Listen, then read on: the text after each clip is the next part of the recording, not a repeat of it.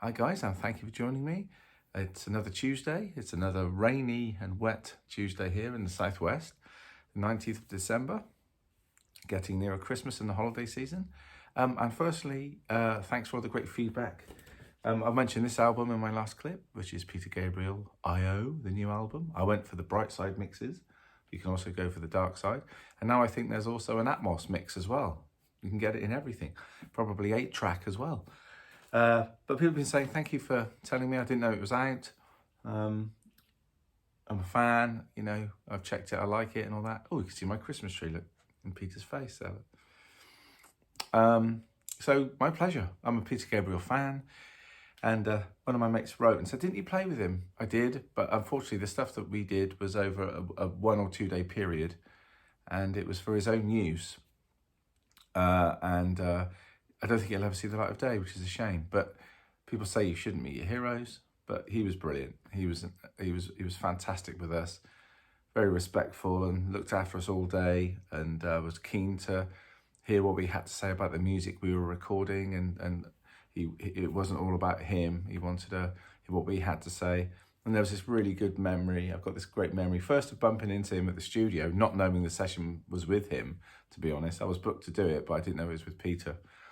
And there's a whole story, which I think I've spoken about before, so that was amazing. Also, playing drums in his studio, because his sort of cabin is set off in the woods a little bit away from the main real world studios.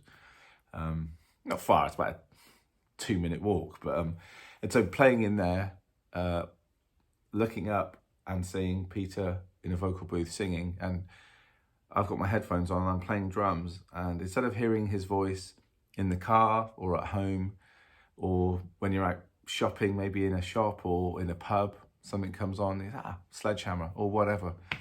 It was like he was singing directly into my headphones, into my head. It was like, hang on, this is a voice that I've heard for years that is normally in a different environment. Now I'm actually here working with him, and it's all right here, right now, and I'm actually part of this machine. It was superb. So that was really cool, and something that I don't think I'll ever forget. And the other thing was, as we were listening to playbacks, remember I was stood back and I was sort of moving like this, and he was sort of next to me, and he started to move as well. We both started doing this sort of finger click thing, like, with some sort of dance troupe or backing singers, or whatever. Anyway, that was a great memory. So yeah, if you like Peter Gabriel, and if you don't like him or don't know who he is, check him out, because he's brilliant. And this stuff is classy stuff. Right, moving on. So back in lockdown, or just after lockdown, I was contacted by Carolyn and Stuart, 2 people that had seen me play with Lorena McKinnett somewhere on the Lost Souls tour, which was the album that I was out promoting with Lorena from 2019 onwards, I think, or 2018. I can't remember now. And they said they really liked my playing, and would I be interested in remote recording an album with them? And I was like, yeah, of course.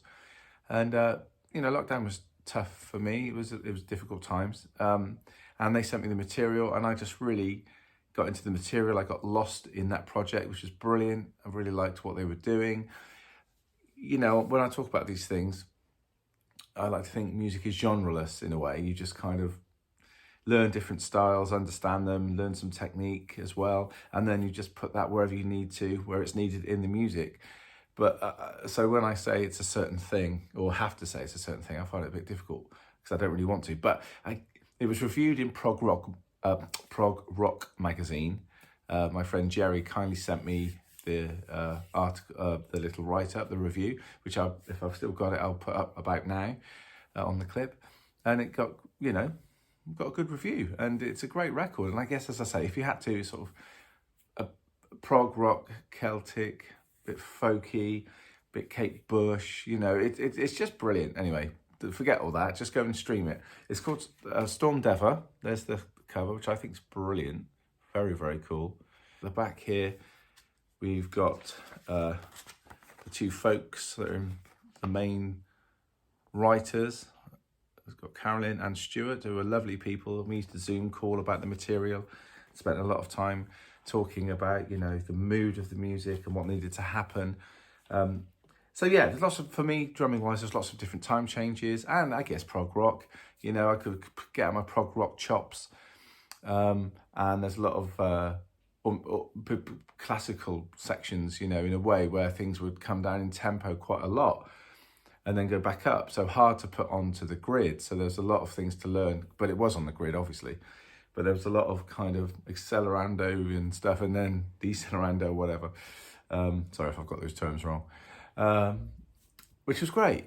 And it was a challenge. And I had Tyler Spicer, who's he's at many things now. He's a multi-talented musician, producer, composer. But he was on the desk for me up at NARM Studios. He was running the desk, and it was just a really intense session. You know, it was like 2 days or something. We did it over 2 days, 10 or 12 songs, and it was just amazing. And it's just come out, so I would suggest to go and stream it, but even better, buy it, support live musicians, and they're going to do some gigs, so you can go out and support them playing live as well. And I was playing it the other day and brought back fond memories of this material, actually, like music can, just transcending you somewhere else.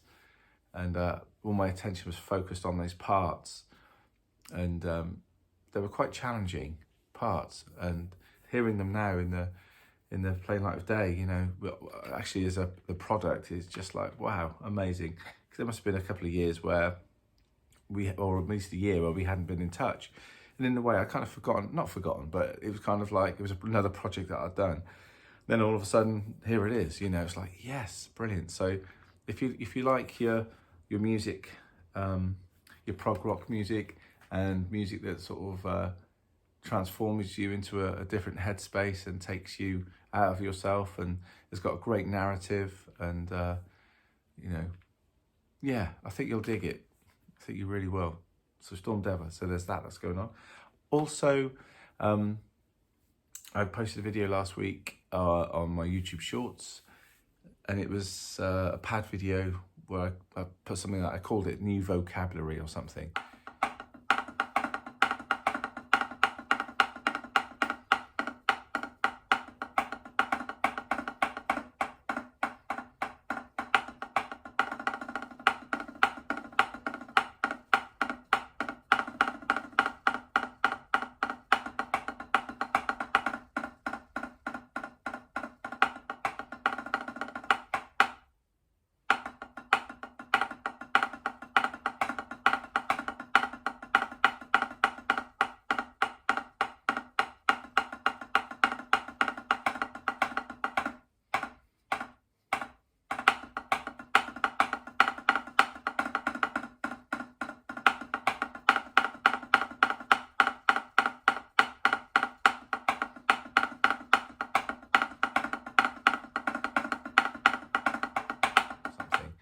And after people saying, you know, what's that about? Well, but basically, if you've been with me through this year, and I hope you have,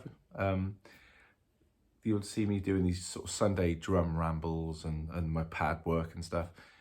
And one of my private students, Gavin, who's a really good drummer himself, and we go through some jazz studies together, and we really get into some deep conversations about, you know, music and life and, you know, all those things, which is really cool.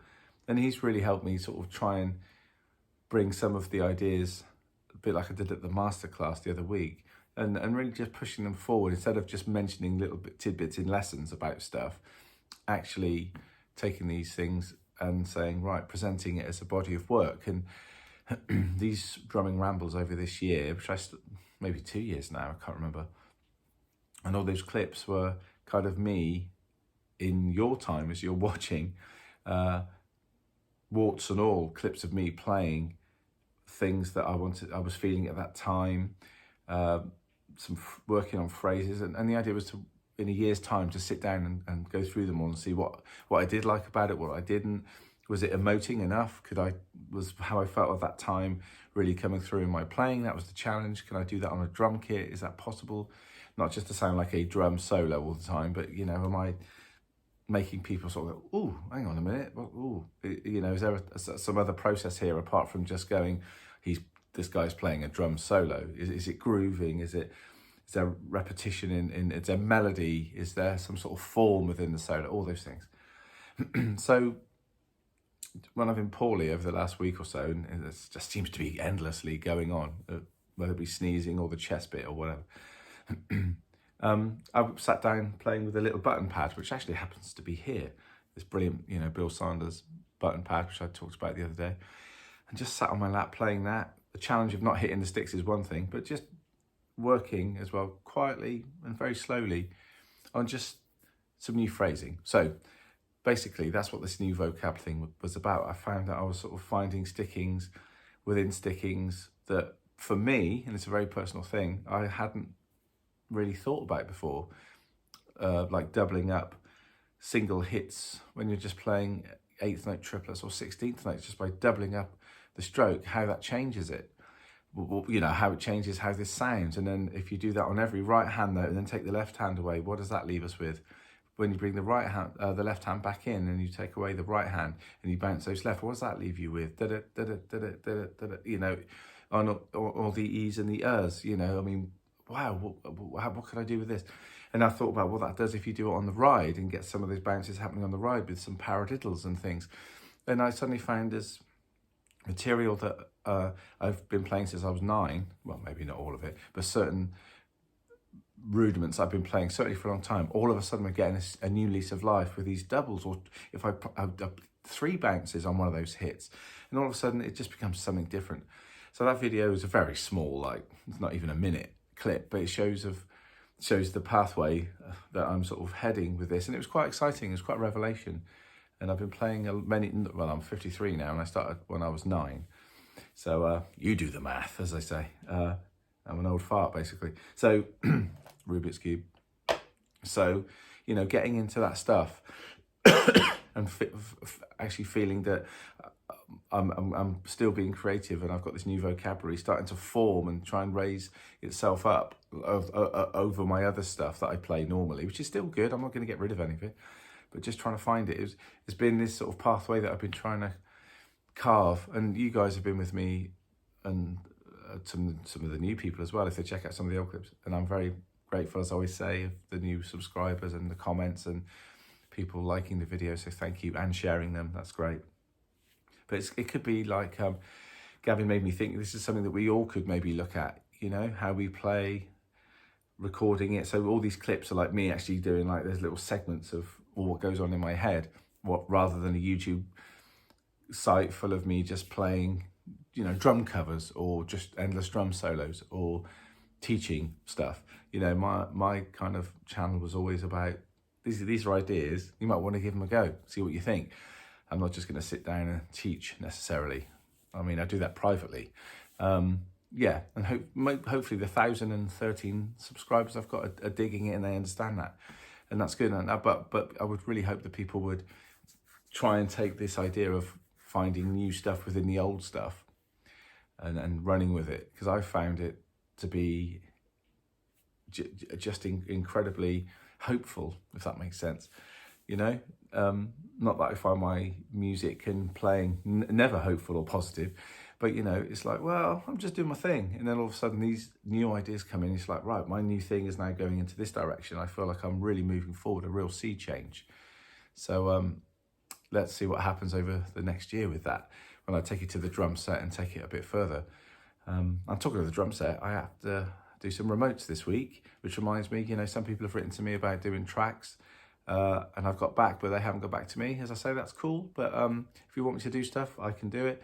We can remote at the studio, and if through my own equipment, but if we've got enough budget, we can also use the desk that's upstairs in the studio and get it through a lovely desk. We could do that too, depending on budget. So anyway, I've got to do a few of those this week. One exciting project, which was very quiet at the moment, can't say too much about that, and one drum track for Philip Pendleton in America. We're working on something that's sounding great, actually, and I sent off some Lindrum and 808 samples and bits and some groove, and he dug that, and he's going to be doing something with that, and I've got to record some live drums. So I will do it, Philip. I'm getting around to it. And for those people out there thinking, would Rob play on my music? Yes, I will. Just get in contact and we can sort something out. Okay, brilliant. Thanks for joining me. I'm getting back to this very wet and rainy Tuesday. Hope you're having a good day wherever you are. Please get in touch, as you always do. Let me know. Leave some comments down below. Hope you're having a good time getting ready for Christmas, if that's something that you celebrate. And where are we? Tuesday. So I'll see you on Friday. So have a great day, and I'll see you soon.